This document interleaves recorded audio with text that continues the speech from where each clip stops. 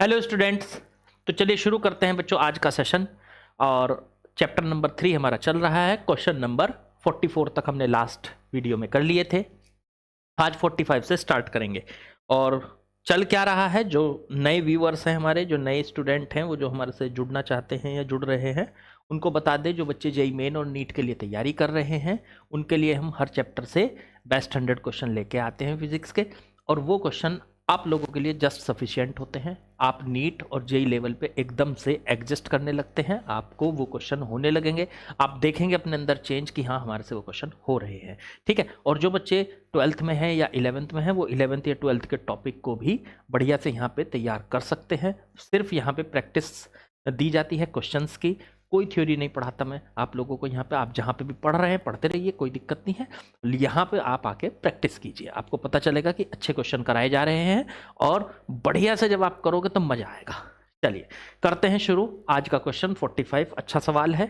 और सवाल में क्या क्या बोला है जरा समझते हैं। Question number 45। चलो पहले सवाल को पढ़ते हैं, फिर उसके बाद इसको सॉल्व करेंगे। इन द सर्किट, सर्किट दिया है एक। कैलकुलेट करना है potential difference between A and B. A और बी पॉइंट देखो, एक यहाँ है एक यहाँ है, ये ए और बी दो पॉइंट हैं, इनके बीच का पोटेंशियल डिफरेंस निकालना है। When switch S is off, जब स्विच एस को, यहाँ पे एक स्विच दिया हुआ बीच में, इसको जब ऑफ रखेंगे तो ए और बी के बीच का पोटेंशियल कैलकुलेट करना है। Current through S when it is on, जब इसको ऑन कर देंगे तो इस स्विच से कितना करंट पास होगा, सेकंड क्वेश्चन में ये पूछा है। And equivalent resistance between C and D, और सी और डी ये दो पॉइंट हैं, इन दोनों के बीच में इक्विवेलेंट रेजिस्टेंस बताना है। अगर आप ध्यान से देख रहे हो तो आपको ये भी दिखाई दे रहा होगा कि यहाँ पर ये जो एस स्विच है इसका खुद का रेजिस्टेंस भी दिया है, देखो 4 ओम। यहाँ पे ये इसका 4 ओम रेजिस्टेंस दिया है।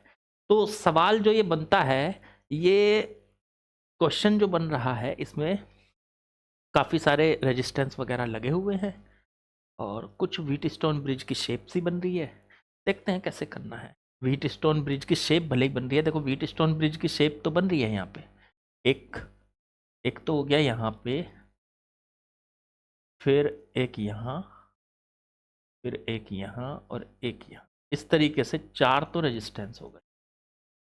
इधर सी है मान लीजिए, ये इधर डी है, और बीच में एक रेजिस्टेंस बीच में हो गया। अब इसमें दिक्कत ये है कि व्हीट स्टोन ब्रिज ऐसा ही होता है, ये व्हीट स्टोन ब्रिज की शेप है 2 ओम, और ये हो गया 6 ओम, ये हो गया बच्चों 4 ओम, और ये हो गया 8 ओम। अब बीच में हो गया 4 ओम। ये जो स्विच है, इस स्विच का कितना रेजिस्टेंस दिया हुआ है, 4 ओम। ये व्हीट स्टोन ब्रिज है, मान लिया मैंने आपकी बात पर, बट ये बैलेंस नहीं है। कैसे? व्हीट स्टोन ब्रिज बैलेंस कब होता था, जब इन दोनों का रेशो 2/6 और इन दोनों का रेशो 4/8, इनको जब आप कैलकुलेट करोगे तो ये 1/3 आ जाएगा और ये 1/2 आ जाएगा। क्या ये इक्वल है? इक्वल नहीं है। अगर ये रेशो इक्वल हो जाता था तो याद करो, ऐसे व्हीट स्टोन ब्रिज को कहते थे balanced wheat stone bridge. But ये बैलेंस नहीं है। बैलेंस नहीं है तो बैलेंस होता तो क्या होता? बैलेंस होता अगर ये, तो इस बीच वाले रेजिस्टेंस में कभी कोई करंट ना जाता। ये वाला पॉइंट और ये वाला पॉइंट, इन दोनों का पोटेंशियल सेम हो जाता, जो इसका है वही इसका हो जाता, और दोनों के बीच में पोटेंशियल डिफरेंस 0 हो जाता, और इस 4 ओम के रेजिस्टेंस में करंट ना पहुंच पाता। ऐसा होता। लेकिन बैलेंस तो है ही नहीं, तो अब इस बात का तो कोई फायदा ही नहीं रहा।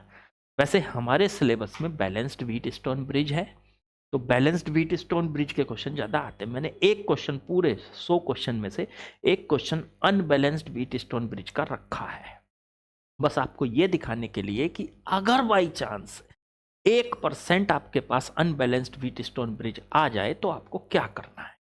ठीक है, तो अनबैलेंस्ड व्हीट स्टोन ब्रिज आ गया तो क्या करना है, तो आपको फिर वहां पे किरचॉफ लॉ लगा के सॉल्व करना है। तो हम इसको एक एक करके सॉल्व करेंगे। सबसे पहले 50 वोल्ट की बैटरी है, यहां से करंट को भेज रहा हूं मैं, यहां से करंट को भेजा मैंने, आई अब ये करंट यहाँ से पहुँचा, यहाँ पे आई करंट पहुँच चुका है। अब उसके सामने दो रास्ते हैं, कुछ ऊपर जाएगा कुछ नीचे।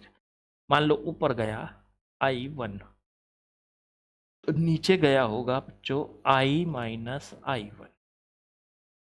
यहाँ से I आया था, उसमें से कुछ इधर चला गया तो बाकी का नीचे चला गया। अब यहाँ से इधर निकला। अभी पहले सवाल में क्या पूछा है? पहले सवाल में potential difference between A and B when switch S is off. जब ये स्विच ऑफ है, कौन सा स्विच ऑफ है? ये वाला, मतलब ऑन नहीं किया हमने, ऑफ है। ऑफ है तो इस वायर में तो करंट जाना ही नहीं है, तो यहां से करंट आया I1 और यही करंट सामने निकल गया, इसमें से भी I1। इधर तो जाएगा ही नहीं, क्यों? स्विच ऑफ है। इधर गया I1, इधर से आ रहा था I माइनस I1, इधर से भी इसमें ये सीधा निकल गया I माइनस I1, और दोनों मिल गए यहाँ I माइनस I1। दोनों मिलकर कितने हो गए? वापस I हो गया, और ये वापस I यहाँ पे चला गया बैटरी के अंदर। तो इस तरीके से इसमें करंट का डिस्ट्रीब्यूशन बच्चों हुआ। ठीक है, अब ये करंट का डिस्ट्रीब्यूशन हुआ तो यहाँ से करंट I और I माइनस I1 को निकाल सकते हैं। इसको देखो रेशो से भी निकाल सकते हैं और किरचॉफ लॉ से भी निकाल सकते हैं। एक लूप ये बन गया यहाँ से यहाँ, ये वाला। ये नहीं बनेगा, ये बीच में वायर है ही नहीं, समझो स्विच ऑफ है तो है ही नहीं वायर, तो बस एक ये लूप बना। एक इक्वेशन तो ये बना लो। तो यहाँ से कॉर्नर से शुरू कर रहा हूँ, यहाँ से आगे बढ़े, पहले मिला 2 ओम, तो 2 इंटू में इसमें से चलने वाला करंट कितना है? I1। हम भी इधर जा रहे हैं, करंट भी इधर जा रहा है तो प्लस, फिर आगे, फिर 4I1, 4I1, ये भी प्लस इधर, फिर इधर हम इधर जा रहे हैं, करंट इधर आ रहा है तो माइनस, ये आ गया 8I माइनस I1। फिर इधर बढ़े आगे तो माइनस में 6 में से कितना करंट? I माइनस I1, और यहाँ पे पहुँच गए 0 इक्वल्स टू, ये आ गया आपके पास बच्चों सॉल्व करके। ये आ गया 2I1, 4I1, 6 हो गया, माइनस माइनस प्लस 8, 6 प्लस 8 कितना हो गया? 14, 14 और प्लस 6, 20I1 बैठ गया, चेक कर लो। फिर माइनस का 8I, माइनस का 6I, तो माइनस का 14I, और इक्वल्स टू में जो ये बैठा है यहाँ से यहाँ तक 0, चेक करो। तो I था, ये I1 लिख दिया इसको मैंने, I था, ठीक है, ये था, ठीक है। अब यहाँ से सॉल्व कर लो, इसको उधर लेके जाओ, 20I1 इक्वल्स टू 14I, और ये इसके अपोन में चला गया, तो I1 की वैल्यू 14/20I, 2 से काट लो तो ये आ गया 7/10I। लो जी, ये आ गया आपका करंट। तो I1 करंट आ गया इस पूरे लूप में, जहाँ जहाँ I1 है वो आ गया हमारा, I1 और I का रिलेशन आ गया, एक इक्वेशन बन गई। दूसरी कहाँ से बनाई? यहाँ से बनाई। यहाँ से ऐसे चलेंगे, ऐसे घूम के, ऐसे घूम के वापस यहीं आएंगे। चलो शुरू करो यहाँ से, पहले यहाँ से यहाँ गए, कुछ नहीं, यहाँ से यहाँ कुछ नहीं, यहाँ से यहाँ कुछ नहीं, अब मिला ये 2, तो प्लस का 2I1, फिर आगे बढ़े, प्लस का 4I1, फिर आगे बढ़े, यहाँ कुछ नहीं, कुछ नहीं, कुछ नहीं, यहाँ पे माइनस 50 वोल्ट की बैटरी, और यहाँ से यहाँ पहुँच के बराबर 0। लो आसान हो गया। तो ये कितना आ गया? 6I1 इक्वल्स टू 50, 50, 50, 50, 50, 50, 50, तो ये हो गया 50। I1 की वैल्यू आ गई बच्चों 50/6 से काटो तो 25/3 एम्पियर। ये I1 की वैल्यू आ गई। I1 की वैल्यू आप उठा के यहाँ रख सकते हो, ये I1 की वैल्यू उठा के यहाँ रख दो तो I आ जाएगा। I का देखोगे तो ये कितना आएगा? 10I1 अपॉन में 7, तो 10 I1 की वैल्यू कितनी थी? 25/3 अपॉन में 7, तो ये कट के कितना आ गया? आई की वैल्यू आ चुकी है आपकी 250 अपॉन में 21। लो जी, ये 250 अपॉन में 21 चेक कर लो, कठिन रहा है इससे और। तो 250 अपॉन 21 इसकी वैल्यू बच्चों आ चुकी है। करंट आ गया, ये वाला आई करंट कितना गया इसमें, ये भी आ गया। और ये करंट जो I1 गया इस वाली वायर में, इसमें कितना गया ये भी आ जाएगा। अब यहाँ से हमें निकालना है, सवाल अभी सॉल्व नहीं हुआ, सब हमें निकालना है कि ए और बी बच्चों इनके बीच का पोटेंशियल डिफरेंस। तो यहाँ से और यहाँ तक आना है, जहाँ से चले पहले वहाँ का पोटेंशियल लिखो VA, फिर माइनस जहाँ पहुँचना है B पे उसका पोटेंशियल लिखो VB। चलोगे कैसे, कैसे भी चलो, चाहे इधर से घूम के आ जाओ यहाँ, चाहे इधर से घूम के आ जाओ यहाँ, आंसर तो सेम ही आना है। चलो तो मैं इधर से घूम रहा हूँ, ऐसे जा रहा हूँ, पहले 4 इक्वल लगा के 4 और इनटू में I1 यहाँ से गए, फिर इधर इधर इधर इधर, ये इधर हम इधर जा रहे हैं, ये इधर जा रहा है, तो माइनस में 8I माइनस I1, तो ये आ जाएगा, हम यहाँ पहुँच जाएंगे B पे। आंसर आ जाएगा 4I1 और माइनस माइनस 8, तो डायरेक्ट लिख दूँ या चलो पहले मल्टीप्लाई कर दूँ। इसकी मल्टीप्लाई की माइनस का 8I और minus minus plus 8I1, 8 plus 4 कितना हो गया 12I1 माइनस में 8I। 12I1 की वैल्यू उठा के वहाँ से रख लो, कितनी थी 25 अपॉन 3 माइनस 8 I की वैल्यू उठा के वहाँ से रख लो बच्चों, वो कितनी थी, तो I की वैल्यू थी 250 अपॉन में 21। चलो जी, इसका एलसीएम ले लो, एलसीएम में आएगा नीचे 3 और 21 में से 21, 3 से डिवाइड किया 7 और 7 के ऊपर मल्टीप्लाई कर दी, तो ऊपर आ गया 7 इंटू में 12 इंटू में 25 माइनस 21 से डिवाइड करेंगे 8 इंटू में 250। चेक करो, एक काम कर सकते हो आप, इसमें से 25 को कॉमन ले लो ऊपर से, ठीक है, अंदर बचा 7 इंटू 12। चेक करो, ये बचा, ये तो कॉमन आ गया, माइनस में 8, 250 में से 25 कॉमन आएगा तो अंदर बचेगा 10, तो 8 इंटू में 10 और अपॉन में 21, 25 7 इंटू 12 कितना हो गया 84 माइनस में 80 अपॉन में 21, ये आ चुका है 25 इंटू 4 अपॉन में 21, ये आ चुका है 100 अपॉन 21 वोल्ट। चेक करो, VA माइनस VB की वैल्यू आ गई बच्चों। जब हमने स्विच को ऑन करके रखा, ऑफ करके रखते मतलब सॉरी ऑफ करके रखा है, ऑन करके रखेंगे तो फिर तो करंट इसमें भी जाएगा। अगला सवाल वही है। अब इन्होंने कहा कि जब हम इसको ऑन कर देंगे, देखो when it is on, S को ऑन करेंगे तो इससे कितना करंट पास होगा ये निकालना है, निकाल देंगे, वो भी किरचॉफ से करेंगे, पर इस बार 2 की जगह 3 लूप बनेंगे, ठीक है। पहले इसको नोट करो, कर लिया, हटा रहा हूं,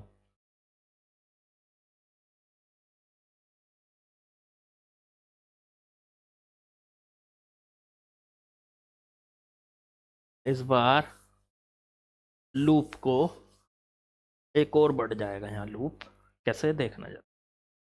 अब यहां से सोचो, यहां से सोचो, स्विच को कर दिया ऑन, लो जी ये कर दिया स्विच को ऑन, ठीक।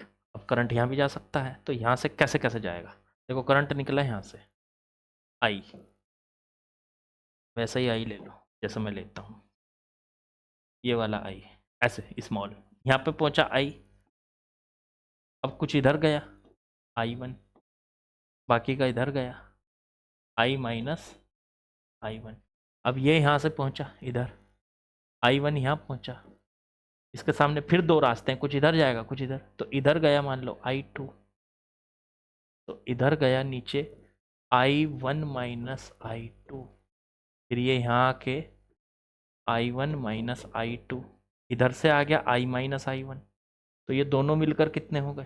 देखो इधर से तो आ रहा है, देखो ध्यान दो, इधर से तो आ रहा है i minus I one minus I two, और इधर से आ रहा है i माइनस आई वन। यहाँ पे इस पॉइंट पे आके दोनों मिल गए। इधर से तो आ रहा है i माइनस आई वन, और इधर से आ रहा है I one minus I two, दोनों मिले, आई वन कट गया, तो i माइनस आई टू बच गया। तो ये बच गया i माइनस आई टू। फिर ये इधर पहुंचा, इधर से आ रहा था आई टू, इधर से जा रहा था i माइनस आई टू, दोनों मिलकर फिर i हो गए, i हो गए यहाँ, और ये i वापस बैटरी में चला गया। इस बार देखो 3 लूप बन रहे हैं, कौन कौन से? एक तो ये बन गया, एक ये बन गया, 2, और एक ये बैटरी वाला लूप बन गया, यहाँ से लेके यहाँ तक कह लो, ये लूप बैटरी वाला, 3 लूप बनेंगे। तो 3 इक्वेशन बनेगी, तीनों इक्वेशन को सॉल्व करना पड़ेगा, तब जाके i की वैल्यू, i1 की वैल्यू, i2 की वैल्यू निकल के आएगी। चलो एक एक करके इक्वेशन बनाते हैं। पहले यहाँ से शुरू करूंगा, पहले इस लूप को ले रहा हूँ, ये कर रहा हूँ यहाँ, तो ये इधर गया 2i1 प्लस का, क्या हो रहा है, प्लस का 2i1, लो जी ये आ गया यहाँ से, इसमें पहले मिला हमें 2 ओम, तो 2i1, फिर ऐसे नीचे ले जाओ, यहाँ पे है 4 ओम, तो 4 में कितना करंट जा रहा है, i1 माइनस आई टू, तो प्लस में 4 i1 माइनस आई टू। जरा इसको ध्यान से लिखूंगा मैं, क्योंकि इसमें हो जाती है गलती। चलो आगे बढ़ो, इधर गए, इधर गए, i माइनस आई वन 6, तो माइनस का 6 into I minus I one, 6 into I minus, यहाँ पे पहुंचे वापस यहीं, लो जी 0। ये कितना है, 2i1, 4i1 और 6i1, तो 6 6, 2 प्लस 4 6, 6 प्लस 6 12, 12i1 आ गया, माइनस 4i2 माइनस 4i2, ये हो गया आपका।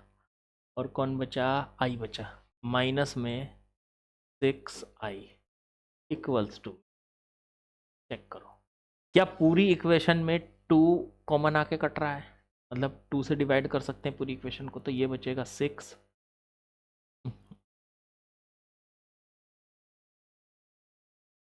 6i1, यहाँ पे 2 से डिवाइड करेंगे तो 2i2, 2 से डिवाइड करेंगे तो माइनस का 3i इक्वल्स टू, चेक करो ये आ गया कि नहीं। तो ये एक इक्वेशन हो गई, जो एक इक्वेशन तो ये हो, ठीक है। अब इस वाले लूप में चलो ऐसे, तो यहाँ से चलो बी, आगे बढ़ो, ऐसे ऐसे भी चल सकते हो, ऐसे भी चल सकते हो, कोई फर्क नहीं पड़ता, ऐसे जा रहा हूँ मैं। तो 8, करंट कितना है, I minus I two, I minus I two, फिर आगे चलो कुछ नहीं यहाँ, तो माइनस का 4i2,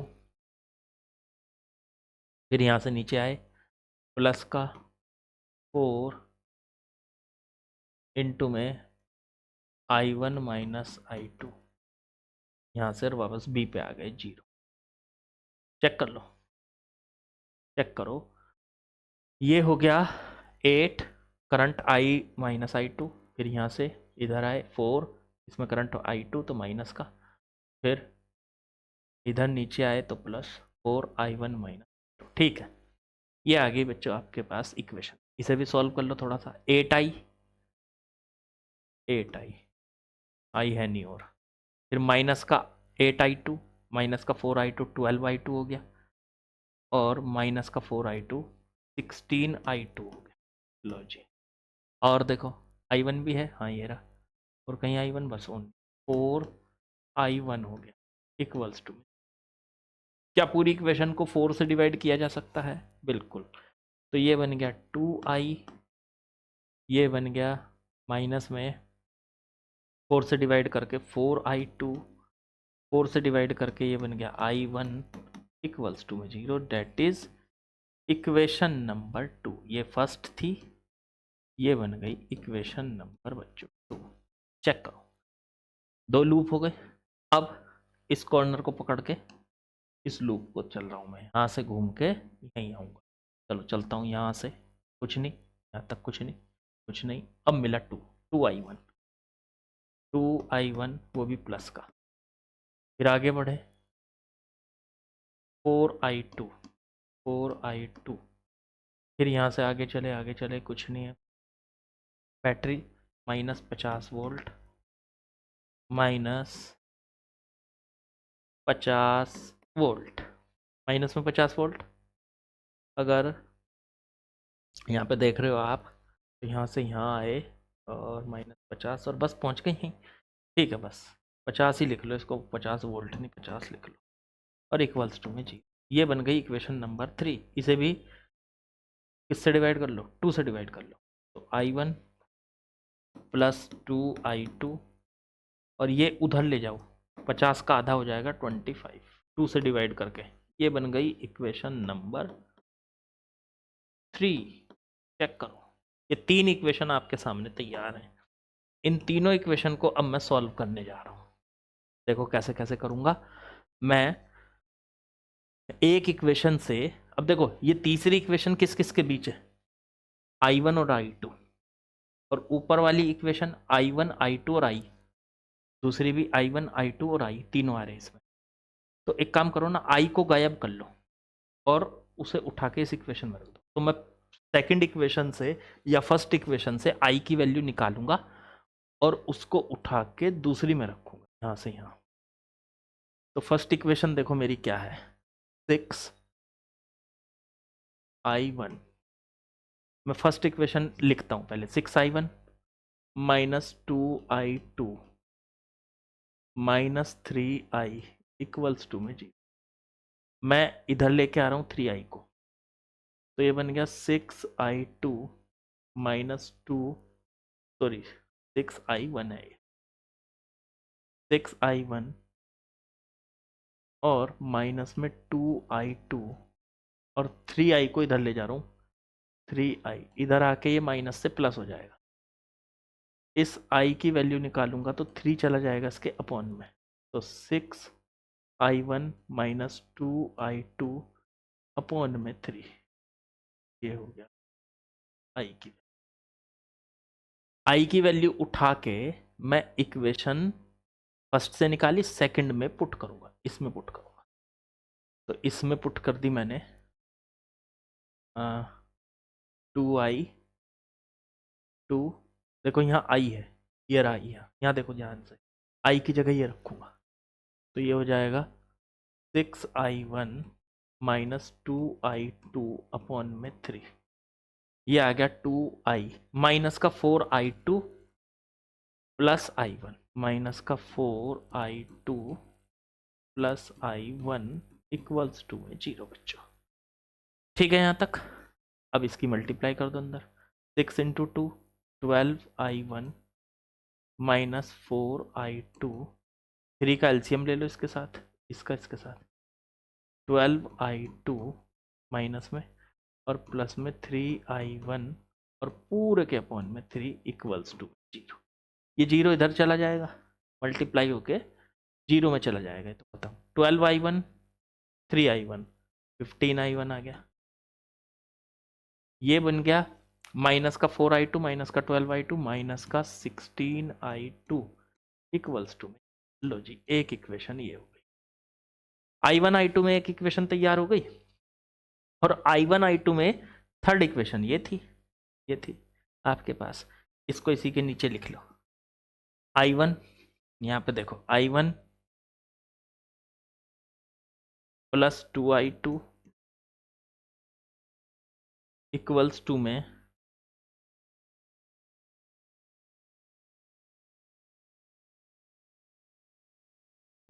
i1 plus 2i2 equals to में 25। ये चेक करो।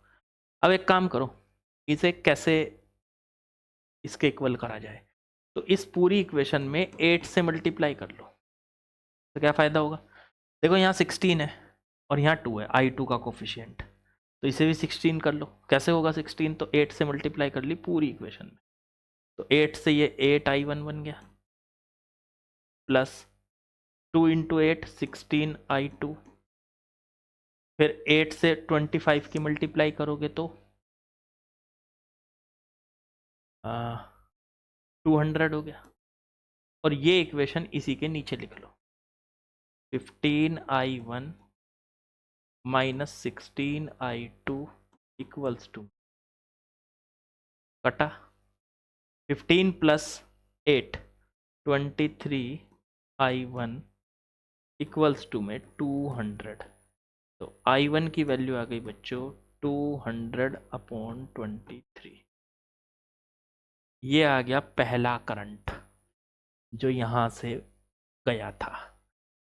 i1 की वैल्यू उठा के रख सकते हो किसी भी इक्वेशन में, इन दोनों में से यहां रख लो, i2 आ जाएगा।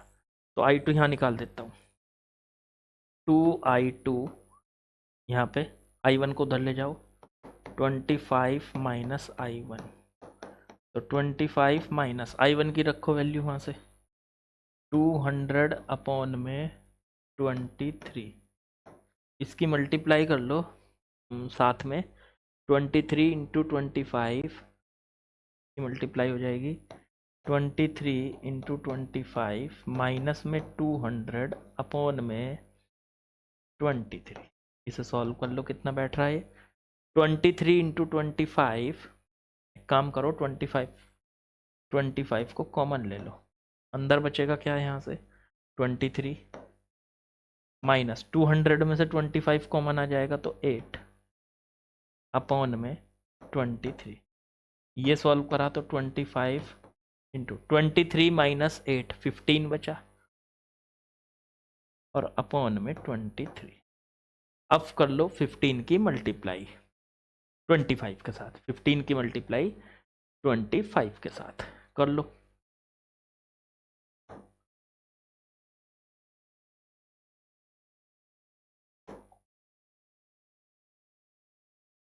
फिफ्टीन 5 जा 75 का 5 आ गया 737/23 एम्पियर।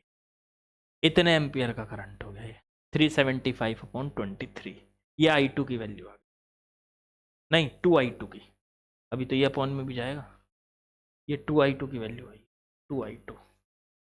तो i2 की वैल्यू अगर निकालोगे तो ये 2 अपॉन में चला जाएगा, तो 375 अपॉन में 23 था और 2 और आ जाएगा इसके साथ में अपॉन में, तो 23 का डबल हो जाएगा 46। तो जी ये i2 की वैल्यू आ गई। ये है क्वेश्चन, अपने आप में एक नहीं है 3 सवाल हैं ये। आप सोचोगे कि सर 45 क्वेश्चन पे इतनी देर लग गई है, भाई सब 3 क्वेश्चन है, कितना टाइम हो गया, मैं इस क्वेश्चन को करते करते आधा घंटा हो गया, समझे। तो अपने आप में बड़ा क्वेश्चन था ये। चलो i1 आ गया, i2 आ गया, अब i को भी देख लो, तो i ये यहाँ पे कोई सी भी इक्वेशन से i निकाल लो, इससे निकाल लो, फर्स्ट से निकाल लो चाहे सेकंड से निकाल लो, i यहाँ से निकाल, ठीक है। मैं हटा रहा हूँ सारी कैलकुलेशन, मैं सिर्फ इनकी वैल्यू छोड़ूंगा, ठीक है, बाकी कैलकुलेशन हटा रहा हूँ, एक इक्वेशन लिखी रहने दूंगा i निकालने के लिए, ये वाली, बाकी कैलकुलेशन हटा रहा हूँ, देख लो, कर लो नोट, कर लिया।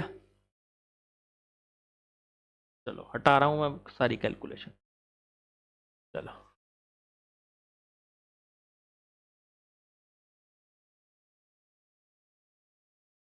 मैं यहाँ से एक इक्वेशन लिखी रहने दे रहा हूँ, ये वाली, तो 2i माइनस का 4i2 प्लस का i1 प्लस का i1 इक्वल्स टू में 0। तो ये इक्वेशन आपके साथ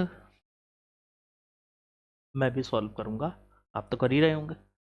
तो 2i, इसे ले जाओ उधर, 4i2 माइनस का i1, 4i2, i2 की वैल्यू क्या थी, i2 आ गया था ये 375/375 माइनस i1 200/23, इसे 2 से काट लो, इसे 2 से काट लो, 23 375 का डबल करो तो ये हो जाएगा 750, हाँ, और अपॉन में 23 माइनस में 200 अपॉन में 23, 750 माइनस 200 550 अपॉन में 23, दैट इज 2i। 2 से इसको काट लो,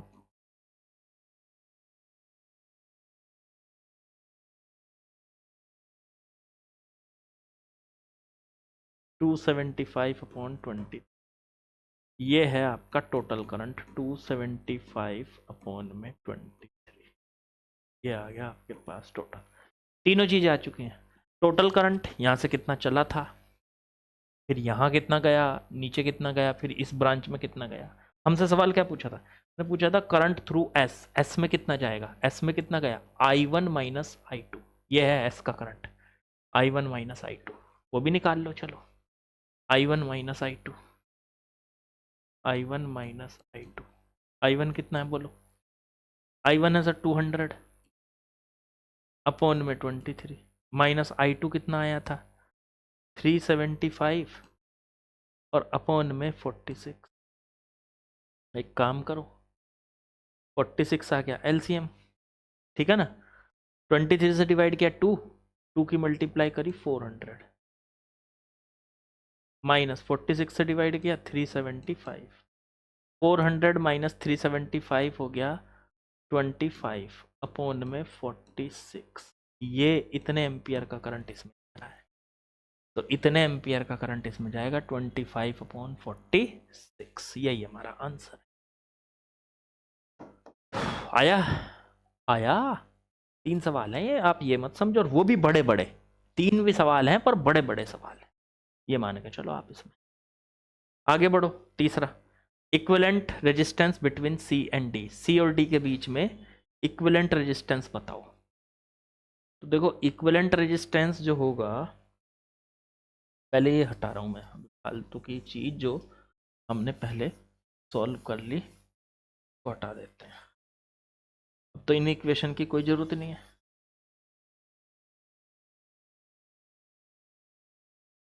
अब ये पूछा इसने कि ये बताओ इक्विवेलेंट रेजिस्टेंस सी और डी के बीच में। देखो सी और डी के बीच में ये तो पता चल नहीं रहा कौन पैरेलल में कौन सीरीज में, इसी तरीके से इसी मेथड से हम करते हैं, पहले यहां से निकालते हैं बैटरी से कितना करंट गया, ठीक है। अब इस पूरे नेटवर्क को, ये देखो यहाँ पे जो पूरा नेटवर्क बन रहा है यहाँ से यहाँ तक का, इस सारे का रेजिस्टेंस मान लो R, तो हम यहाँ से 50 वोल्ट की बैटरी है और इस सारे की जगह हमने मान लिया R इक्विवेलेंट, सारे की जगह करंट यहाँ से कितना गया, ये I, ये हम कैलकुलेट कर चुके हैं। तो यहाँ से R इक्विवेलेंट मान लिया हमने सारे की जगह, क्योंकि ये तो पता चल नहीं रहा कौन सीरीज में कौन पैरेलल में, तो वो मेथड नहीं लगा सकते हम सीरीज पैरेलल वाला। तो हम एक काम करेंगे, थोड़ा सा दिमाग लगाएंगे, हम इस पूरे की जगह इसका जो जितना रेजिस्टेंस इक्विवेलेंट बैठ रहा है उसको R इक्विवेलेंट मान लिया हमने, ठीक है। बैटरी वही 50 वोल्ट, करंट कितना निकला है यहाँ से ये तो पता कर ही लिया हमने, I, ये रहा I 275 अपॉन 23, तो ये करंट है I। तो अब यही करंट अगर इस सारे की जगह एक रेजिस्टेंस आ गया तो यही करंट इसके अंदर से पास होगा, हाँ। तो ओम्स लॉ लगाओ, V equals to I R, तो R की वैल्यू यहां से कितनी आ जाएगी, R की वैल्यू आ जाएगी V बाई आई, तो V कितना है 50 वोल्ट, और I की वैल्यू बोलो कितनी है बच्चों, I जो निकल के आया है, I आया है 275 अपॉन 23, तो ये अपॉन में 23, इसके अपॉन में 1 मानो, ये ऊपर चला जाएगा ये नीचे रह जाएगा, तो ये आ जाएगा 50 इंटू में 23 बटे में 275, ये आ गया आपका R इक्विवेलेंट की वैल्यू। थोड़ा सॉल्व कर लो इसको, किससे काटोगे, इसको 25 से काट लें 2 टाइम्स,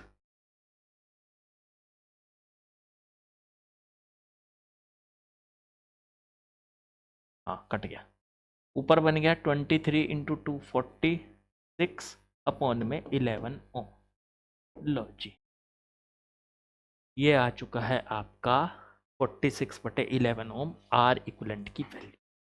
तो मैं फिर कह रहा हूं कि बड़े सवाल थे तीनों के तीनों में किस तरीके से करना, तीनों के तीनों ये जो क्वेश्चन थे ये अपने आप में बढ़िया सवाल थे, लेंथी क्वेश्चन थे।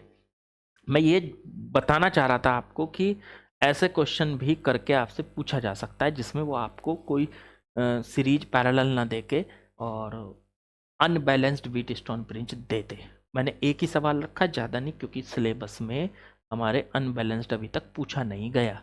ये तो लिख रहा है व्हीट स्टोन ब्रिज, पर ये तो लिख नहीं रहा कि अनबैलेंस नहीं पूछ सकते। तो पूछने का कुछ पता नहीं भाई। चलो पहले से नोट करो, फिर मैं अगला सवाल लगाता हूँ। कर लिया? चलो चलिए बच्चों, क्वेश्चन लगा लिया मैंने। क्वेश्चन नंबर 46 देखते हैं जरा इसमें क्या बोला है, क्या कहा है। N identical cells are connected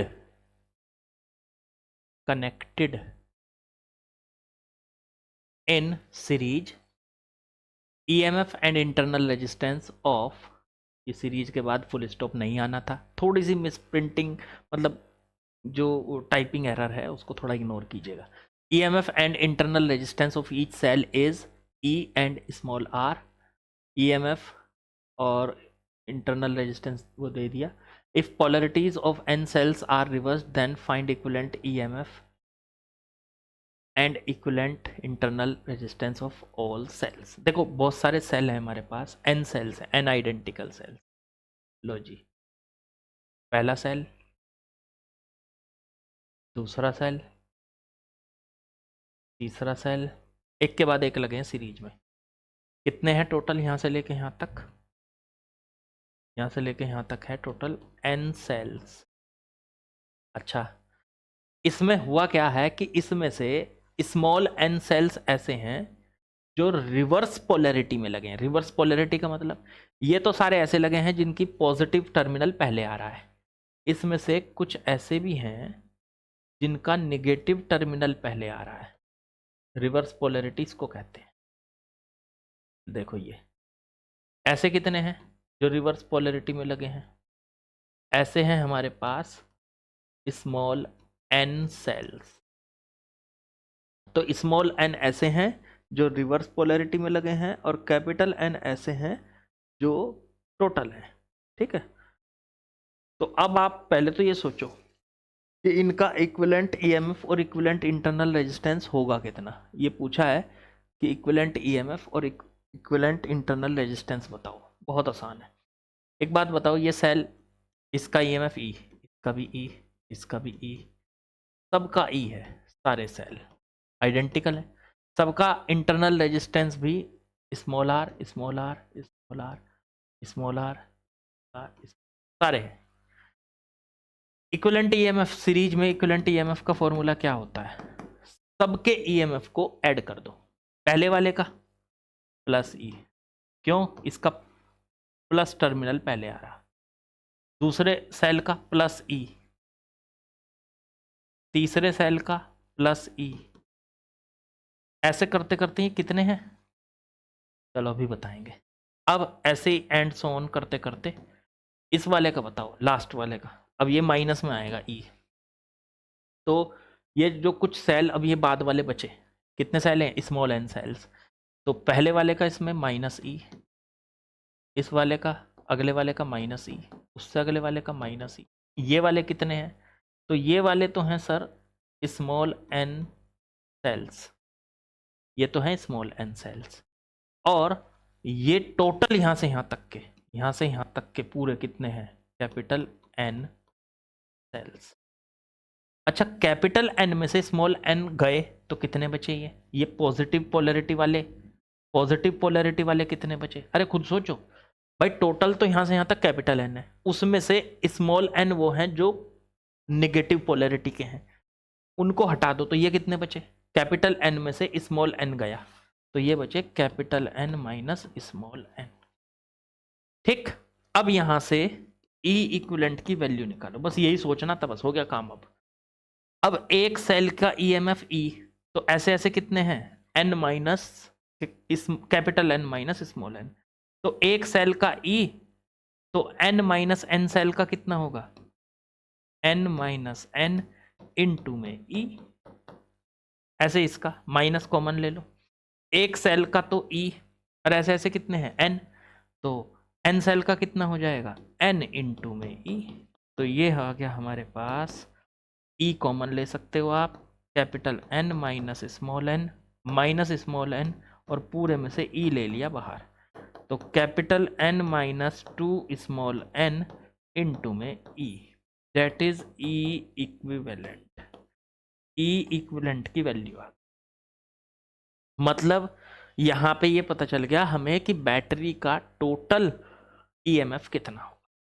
अच्छा अच्छा, तो अब आर इक्विवेलेंट कितना होगा, ये जो बैटरी का आर इक्विवेलेंट, भाई साहब आर इक्विवेलेंट पे पोलैरिटी का कोई फर्क नहीं पड़ता, बैटरी सीधी लगी है कि उल्टी लगी है, पहले प्लस आ रहा है या पहले माइनस आ रहा है, कोई फर्क नहीं, सारे के सारे सीरीज में है, तो सारी के सारे ऐड हो जाएंगे, आर प्लस आर, ऐसे करते करते कितने हैं, टोटल एन सेल्स हैं, तो इसका मतलब आर इक्विवेलेंट की value capital N into small R आ गया, बस यही हमारा आंसर है, आंसर है बच्चों।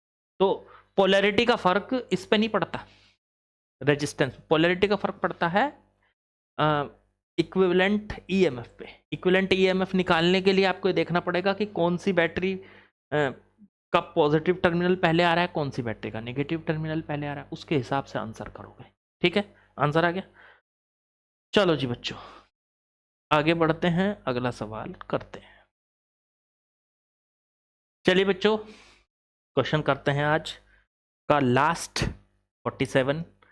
ठीक है, क्योंकि पहला क्वेश्चन करने में हमें काफ़ी टाइम लग गया था आज, एक नहीं था यार, मैं बार बार कह रहा हूँ, वो 3 क्वेश्चन थे, तो अपने आप को ऐसे जज मत करो कि सर इतना इतना टाइम लगेगा, नहीं, हमें तो क्या कराना है, मुझे तो आप लोगों को हर तरीके का कंसेप्ट कवर कराना है। मैं आपको कहूँगा मैं आपको 100 क्वेश्चन करा रहा हूँ, और करा दूंगा, आपको पता भी नहीं चलेगा, करा दूंगा आपको 200 क्वेश्चन, आपको पता भी नहीं चलेगा, तो ये क्वालिटी है मेरी। मजाक कर रहा हूँ, पर ये तरीका है, ये तरीका है कि आपको कम बता के ज़्यादा क्वेश्चन करा दिए जाए, ज़्यादा प्रैक्टिस करा दी जाए। ठीक है, तो एक बढ़िया तरीका है, इस तरीके से आप भी क्वेश्चन कर लोगे और आप पे इतना बर्डन भी नहीं लगेगा आपको कि है नहीं इतने सारे क्वेश्चन करने हैं हमको। अगर पहले ही मैंने आपको बता दिया ना कि 200 क्वेश्चन, तो आप मेंटेलिटी बना लोगे, और कौन करेगा यार 200 क्वेश्चन, 100 में तो ये सोच लेते हैं स्टूडेंट, चलो 100 तो कर लेंगे। कोशिश मेरी ये है कि आपको हर तरीके का जो कंसेप्ट है वो आपके सामने आ जाए। आज का लास्ट क्वेश्चन है, कल से जो शुरू करूंगा मैं जेई मेंस के जो पुराने आए हुए क्वेश्चन, मतलब पिछले साल वाले 2024 वाले 24 के जितने क्वेश्चन आए हुए सारे कराऊंगा, फिर उसके बाद मैं 5 साल के नीट वाले क्वेश्चन भी कराऊंगा, तो वो भी इसी में कवर होंगे। 100 क्वेश्चन में सब कुछ कवर करने की कोशिश की है मैंने। ठीक है, चलो जरा करते हैं शुरू। आज का लास्ट क्वेश्चन क्या कहा है, find the current in each branch of circuit and also find the value of R. अच्छा, फाइंड करना है ब्रांच में, हर ब्रांच में, सर्किट की हर ब्रांच में करंट कितना है और आर की वैल्यू क्या है। अच्छा जी, ये सोचा है, तो यहाँ से देखना शुरू करो। ये 5 वोल्ट की बैटरी है, यहाँ से चलेगा भाई साहब करंट, मान लेते हैं इधर से चला करंट आई, और ये भी तो 5 ही वोल्ट की है, यहाँ से भी चल सकता है। हाँ, चाहे यहाँ से चला लो चाहे यहाँ से चला लो, दोनों सेम ही वोल्टेज की हैं, तो ये तो कोई इशू है नहीं कि कहाँ से शुरू करें, कोई सी बैटरी से शुरू कर लो, आप इससे शुरू करोगे तो भी आंसर आ जाएगा। चलो, यहाँ से करंट आगे गया, यहाँ यहाँ यहाँ से इसके पास 2 रास्ते हैं, इधर जा सकते थे। अच्छा, ये क्या है, ये तो यहाँ पे आपने इस पॉइंट का क्या कर दिया, इसको, इस पॉइंट को आपने अर्थ कर दिया, मतलब यहाँ का पोटेंशियल तो 0 है। अरे तो फिर करंट वरंट की फ्लो कराने की जरूरत ही क्या है, पोटेंशियल 0 होने से देखो कितना आसान हो जाएगा ये। आओ मैं इसको हटा रहा हूँ, दूसरा तरीका कोशिश करते हैं। यहाँ का पोटेंशियल कितना है बच्चों, 0, क्योंकि अर्थ का रखा आपने इस पॉइंट को, ये है 0। ठीक है, तो यहाँ भी 0 होगा, यहाँ भी, यहाँ से यहाँ तक कुछ है नहीं ना, यहाँ पे 5 वोल्ट है, ये हाई पोटेंशियल का टर्मिनल है बैटरी का, और 5 वोल्ट की बैटरी। यहाँ 0 है, हाई पे 0 है, तो लो पे कितना होगा? लो पे होगा -5, क्योंकि 5 वोल्ट की बैटरी है। अरे भाई समझो, ये 0 है, बैटरी है 5 वोल्ट की। अब बैटरी का जो पॉजिटिव टर्मिनल है वो होता है हाई, तो हाई पोटेंशियल पे ये, इसके यूँ समझो, इस बैटरी के पॉजिटिव टर्मिनल की वोल्टेज 0 है और 5 वोल्ट की बैटरी है, तो इधर की कितनी होगी? कम होगी ना, लो होगी ना। कितनी लो होगी? 5 वोल्ट की बैटरी है तो 5 लो हो जाएगी, तो -5 आ गया। तो 0 और -5 के बीच का पोटेंशियल डिफरेंस वही आएगा, 5 वोल्ट। अब ये -5, ये वाला -5, ये वाला भी -5, ये आ गया यहाँ से, ये 0, तो ये 0, ये 0। हो गया काम। क्या पूछा है? Find the current in each branch. इस ब्रांच में करंट कितना होगा, इस ब्रांच में कितना करंट होगा, इस ब्रांच में कितना करंट होगा, कैसे पता लगेगा? लगाएंगे भाई, लगाएंगे। एक बात बताओ, यहाँ से यहाँ तक की वोल्टेज पता है? बिल्कुल पता है। तो यहाँ का करंट पता कर लो, कहाँ किधर से किधर जाएगा? हाई से लो की तरफ, तो इधर जाएगा सर। मान लो I1 गया, I1 निकालो। बनाया हुआ क्वेश्चन है मेरा खुद का, बढ़िया क्वेश्चन है I1, मतलब एक लॉजिकल सा क्वेश्चन है, ऐसे क्वेश्चन पूछे जाते हैं। तो इधर से करंट गया इधर, तो हाई पोटेंशियल से लो पोटेंशियल की तरफ गया, तो करंट क्या होता है? Voltage potential difference delta V by R। Delta V high potential कितना है? 0, माइनस लो पोटेंशियल कितना है? -5, और अपॉन में R कितना हो गया? 10। तो यहाँ पे करंट निकल के आ गया आपका, माइनस माइनस हो जाएगा यहाँ प्लस, 5/10, इससे काटेंगे तो ये 0.5 एम्पियर का करंट आ गया, इधर से इधर जा रहा है 0। अब आ जाओ इसमें, यहाँ की भी वोल्टेज आपको पता है, यहाँ की भी वोल्टेज आपको पता है। अब यहाँ से सोच के देखो, यहाँ से और यहाँ के बीच की वोल्टेज आपको पता है, तो किरचॉफ लॉ लगा लें यहाँ से और यहाँ के बीच में, क्योंकि R नहीं पता हमको। Resistance, current,